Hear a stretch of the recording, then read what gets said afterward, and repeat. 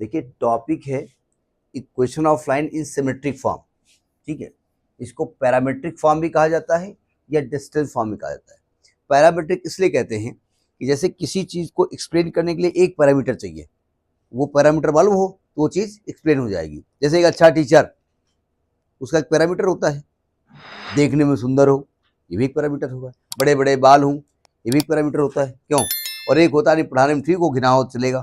तो यहाँ पर जब हम लाइन निकालेंगे तो एक पैरामीटर आएगा, वो मालूम है तो सब कुछ मालूम हो जाएगा। जरा समझने की कोशिश करो पहले ये कह क्या रहा है। ये एक इक्वेशन ऑफ एक लाइन है, एक्स कामा वाई एक एक्सिस है, एक ये लाइन है, ठीक है। और ये लाइन जो है मान लेते हैं कि x1 कामा y1 से होकर x1 कामा, ये देखो इसमें चेंज हो जाता है, इससे कल बात करेंगे, से पास हो रही है। इसका मतलब क्या है, x1 y1 से पास हो रही है, मतलब क्या हम कहना चाहते हैं, कहना ये चाहते हैं कि यहां से ये डिस्टेंस x1 है और ये डिस्टेंस y1 है। क्यों भाई, अगर मैं कह दूं कि ये लाइन x एक्सिस से थीटा एंगल बना रहा है, ये लाइन एक पॉइंट से होकर पास हो रही है और जिसका स्लोप tan थीटा है, तो equation of line passing through one point का क्या होता है, इक्वेशन ऑफ लाइन क्या हो जाएगा, इक्वेशन ऑफ लाइन बताइए। बोले नहीं याद थोड़ी है, आपने बताया है y minus y one is equal to m x minus x one. M तो गिवन नहीं है, एम की जगह थीटा गिवन है, तो अगर थीटा गिवन है तो एम की वैल्यू क्या होती है, tan थीटा। यानी ये हो जाएगा y minus y one is equal to tan theta into x minus x one.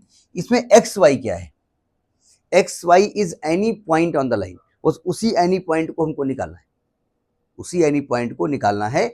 और डिस्टेंस फॉर्म क्यों दिया उसके बारे में भी बात कर रहे हैं। देखिए अगर एक काम करें हम, y minus y one is equal to, अगर इस tan थीटा को हम लिख दें sine theta upon cos theta x minus x one, तो कोई दिक्कत, लिख सकते हैं ना। अच्छा एक और काम करें, इस साइन को इधर ले आओ, y minus y one upon sine theta is equal to x minus x one upon cos theta. तो क्या सेम चीज लिखी हुई है, इसको इक्वेशन नंबर 1 डाल दें।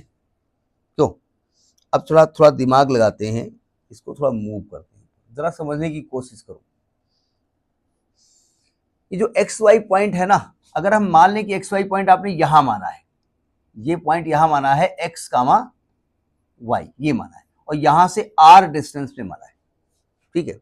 जरा इस एक्स वाई को लोकेट करो, मतलब आप कहेंगे भाई यहां से ये दूरी x है और ये दूरी यहां से लेकर के यहां तक की दूरी y है, सही कह रहा हूं ना मैं। अच्छा ये r है, तो अगर मैं, ये y है, अगर मैं यहां से ये डिस्टेंस ऐसे खींच दूं, इसका नाम दे दूं p, इसका नाम दे दूं q, और ये l मान लूं, तो ये एंगल थीटा होगा नहीं होगा, क्यों, करस्पॉन्डिंग एंगल, क्योंकि ये वाली लाइन x के पैरेलल है। अच्छा ये बताइए इन ट्रायंगल PQL, अगर यहां साइन थीटा लगा दीजिए तो साइन थीटा क्या होगा, perpendicular QL upon hypotenuse PQ।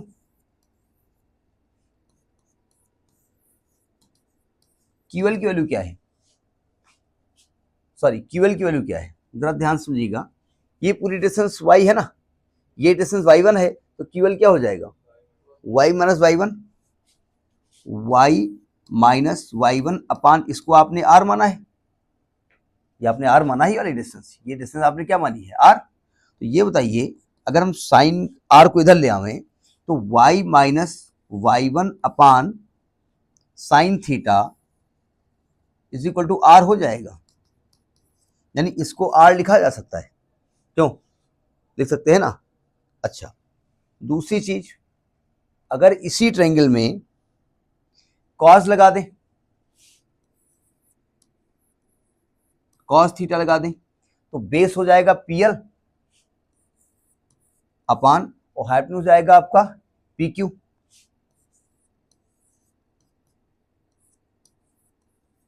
Cos theta is equal to PL की वैल्यू क्या है, x2 minus x1, x2 minus x1 upon r। अगर हम r को इधर शिफ्ट कर दें और cos को उधर शिफ्ट कर दें तो x minus x2 upon x minus x2 कहां से आ गया भैया, सॉरी ये x होगा ना, ये x होगा ना, x माइनस x1। क्या देख रहे हो भाई, ये x है ये x1 है। बोले हम देख नहीं रहे होंगे बड़े आए हो, लगाओ क्वेश्चन, आंसर नहीं निकाल पा रहे हो। तो इसको आप x minus x1 upon cos theta is equal to r कर सकते हैं। क्या इन दोनों इक्वेशंस को अगर इक्वेशन 1 में हम इक्वेट कर दें तो कुछ मिलेगा ना, पहुंचिए। अगर इक्वेशन 2 और 3 को हम 1 में यूज कर दें, using equation 2 and 3 in equation 1, तो क्या आपको दिखेगा, x minus x1 upon sine theta is equal to cos theta, cos theta is equal to y minus y1 upon sine theta is equal to r। ठीक है, अब जरा एक बात समझने की कोशिश करें यहां पर, अगर इसको r के इक्वल कर दोगे तो x minus x1 upon cos theta is equal to r, तो क्रॉस मल्टीप्लाई करो क्या आएगा, x minus x1 is equal to r cos theta, तो x इज इक्वल टू क्या हो जाएगा, x1 plus r cos theta. इसी प्रकार से जब y माइनस y1 को इसको r के इक्वल करोगे तो y की वैल्यू क्या हो जाएगी, y1 प्लस r, ये पॉइंट आ गया। ठीक है, ये निकला क्या, एक्चुअली ये जो निकला है ना वो ये चीज निकली है, आपका की जो लाइन थी ना वो x1 y1 से होकर पास हो रही थी। ठीक है, इसका इंक्लिनेशन कितना था, थीटा।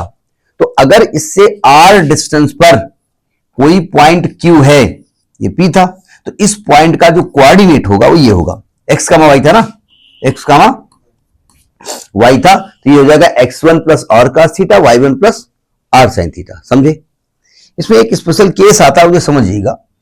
ये जो आपने पॉइंट लिया है ना, ये जो आपने पॉइंट लिया है, डायग्राम बार बार इसलिए कर रहे हैं कि फिर हमको वापस लाना पड़ेगा, ये डायग्राम थोड़ा लेट के बना रहे हैं इसको। ये पॉइंट आपने पी लिया था, x1 कामा y1, क्यों, ये थीटा लिया था, और जो q पॉइंट आपने लिया था इसके आगे लिया था r डिस्टेंस पर। ठीक है, x कामा y। तो हुआ यूं था कि भाई ये वाली जो दूरी थी और ये वाली जो दूरी थी, ये पूरी दूरी x थी और ये पूरी दूरी x1 थी, क्यों भाई, तो ये आई थी x माइनस x1। लेकिन ये जो पॉइंट q ले रहे हो वो यहां भी ले सकते हो, r पॉइंट पे नहीं ले सकते हो, यहां भी तो x कामा y हो सकता है। तो उस केस में ये वाली दूरी x हो जाएगी, ये x1 बड़ी हो जाएगी। तो यही पॉइंट अगर r का कोऑर्डिनेट चाहिए तो आपका जो x1 प्लस r cos है ना, हो जाएगा x1 minus r cos theta. तो समझे वाली है, और y ये हो जाएगा y1 minus r sin theta. मतलब अगर इस पॉइंट के उस तरफ है तो प्लस, इस तरफ है तो माइनस। निकालना चाहो तो निकाल लो भाई, ये दूरी x1 है, ये x है, तो x1 माइनस x हो जाएगा ना, तो साइन का चेंज हो जाएगा। समझ में बात नहीं, तो ये तरीका है। अभी एक एग्जाम्पल डिस्कस करेंगे, बोले नोट करो। अब जरा एक एग्जाम्पल देखिएगा, फोटो इसमें आ रही है, आ रही होगी। लिखा है कि a line is drawn through the point 2,3 and is inclined at angle of 30 degree with the x-axis. Find the coordinates of 2 points on it at distance of 4 unit from P. ठीक है, क्या कह रहा है, डायग्राम की जरूरत यहां पर नहीं है, लेकिन अगर आप बनाना चाहें तो बना सकते हैं। एक लाइन क्या कर रहा है, 2,3 से पास हो रही है, तो 2,3 कहीं यहां पॉइंट होगा, 2,3। इस पॉइंट को आप क्या मानेंगे, x1 कामा, एक पर्टिकुलर पॉइंट को एक्स वाई थोड़ी मानते हैं, एक्स वाई तो एक जनरल पॉइंट होता है, कहीं भी हो सकता है। ठीक है, और कहते हैं जो इंक्लिनेशन इसका है थीटा, वो कितना दिया है, 30 डिग्री, और कहते हैं इससे 4 यूनिट डिस्टेंस पर आप दो पॉइंट के कोऑर्डिनेट निकालिए। इसका मतलब 4 यूनिट डिस्टेंस पर पॉइंट यहां भी हो सकता है और पॉइंट यहां भी हो सकता है। 4 इधर भी हो सकता है, 4 इधर भी हो सकता है। तो पॉइंट के कोऑर्डिनेट हमने क्या बताया, यहां दिया क्या है, जब हम गिवन की बात करेंगे वो तो लिखा हुआ है वहां पर, ठीक है। तो पॉइंट क्या आ जाएंगे, पॉइंट आएगा x1 plus are cos theta और y1 plus are sine theta, ये होता है ना। ये प्लस भी हो सकता है और माइनस भी हो सकता है। प्लस जाएंगे तो उस पॉइंट के उधर पहुंच जाएंगे, माइनस जाएंगे तो उस पॉइंट के इधर आएंगे। नींद आ रही है, सीधे बैठो, सो भी जाओगे। x1 क्या यहां पर है 2 प्लस माइनस आर बोले तो 4 into cos 30 degree comma y1 बोले तो 3 प्लस माइनस आर 4 साइन 30। बाद में अलग अलग पॉइंट हम लिख देंगे। तो 2 प्लस माइनस 4 कॉस 30 की value √3/2 comma 3 plus minus 4 sine 30 की वैल्यू 1/2। ये पॉइंट आएगा 4 plus minus 2√3 comma 3 plus minus 2।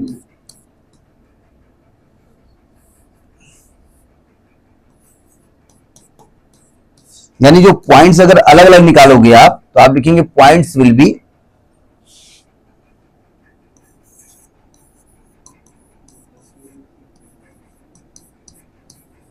एक होगा आपका 2 प्लस 2√3 कॉमा 5 और दूसरा होगा आपका 2 माइनस 2√3 कॉमा 1। हो गया आंसर। चाहो तो ये पहले से अलग अलग कर देते, डायग्राम में चाहो तो शो करो, लेकिन हमको चूंकि फॉर्मूला मालूम है इसलिए आप डायरेक्ट कर सकते हैं। ठीक है, नोट करिए।